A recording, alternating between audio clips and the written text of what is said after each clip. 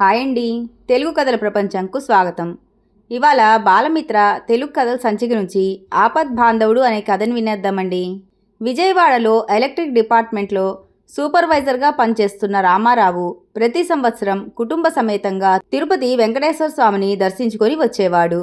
ఈ ఏడాది కూడా ఆయన తన భార్య అన్నపూర్ణను, 6 ఏళ్ల రవిని, 4 ఏళ్ల రమను వెంటబెట్టుకొని తిరుమల చేరుకున్నాడు.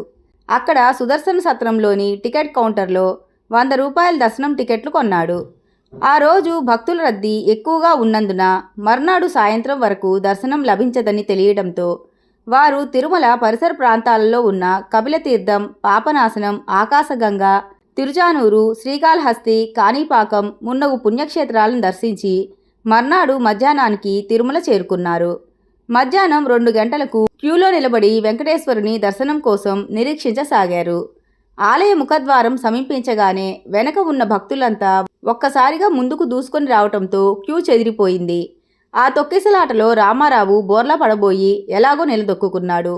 ఎంతో శ్రమపడి రామారావు దంపతులు సప్తగిరివాసుని సన్నిధి చేరుకున్నారు. ఆలయ ప్రాంగణమంతా భక్తుల గోవింద నామస్మరణతో మారుమ్రోగుతూ ఉంటే భక్తవత్సలుడైన వెంకటేశ్వరుని దివ్యమంగళ స్వరూపాన్ని కన్నులారా తిలకించి ఆ దంపతులు భక్తి పారవస్యంతో తన్మయత్వం చెందారు. దర్శనానంతరం వారు శ్రీవారి ప్రసాదం స్వీకరించి వెలుపలకు వచ్చారు. రామారావు బయటికి రాగానే తన ప్యాంటు జోబు తడుముకొని షాక్ తిన్నట్టు ఉలిక్కిపడి, అన్నపూర్ణ, క్యూలో తొక్కిసలాట జరిగినప్పుడు ఎవరో నా పర్సు కొట్టేశారు. అందులో 2000కు పైగా రొక్కముంది. ఇంటికి వెళ్ళటానికి రిజర్వేషన్ చేయించిన రైలు టికెట్లు కూడా అందులోనే ఉన్నాయి. ఇంటికి వెళ్ళాలంటే జోబులో చిల్లిగవ్వ కూడా లేదు. ఇప్పుడేం చేయాలో నాకేం తోచటం లేదు అన్నాడు. పర్సు పోయిందన్న విషయం తెలిసిన అన్నపూర్ణ ఎంతో బాధపడింది. అమ్మా, ఆకలి అంటూ పిల్లలు ఒకవైపు రోదిస్తూ ఉంటే అన్నపూర్ణ కడుపు తరుక్కుపోయింది. ఏడుకొండలవాడా, వెంకటరమణ, ఆపద్బాంధవ, అనాథ రక్షక, మేమేం నేరం చేశామని మాకీ శిక్ష? మనస వాచ కర్మన నిత్యము నిన్నే ఆరాధిస్తూ నీ సేవే మా పరమావధిగా భావించే మమ్మల్ని ఎందుకిలా పరీక్షిస్తున్నావు? ఎలాగైనా మమ్మల్ని ఇంటికి చేర్చి ఆపద్బాంధవుడు అన్న పేరు సార్థకం చేసుకో అంటూ ఆ దంపతులు చేతులు జోడించి మనసారా తిరుమలేసును వేడుకున్నారు. రామారావు తన జోబులో ఉన్న చిల్లర డబ్బులతో పిల్లలకు తినడానికి ఏమైనా తీసుకురావాలని హోటల్ వైపు వెళ్ళబోతూ ఉంటే, హలో రామారావు అంటూ వారి నియోజకవర్గపు ఎమ్మెల్యే సుందరయ్య రామారావుని పలకరించడంతో వారి ఆనందానికి అవధులు లేకపోయాయి.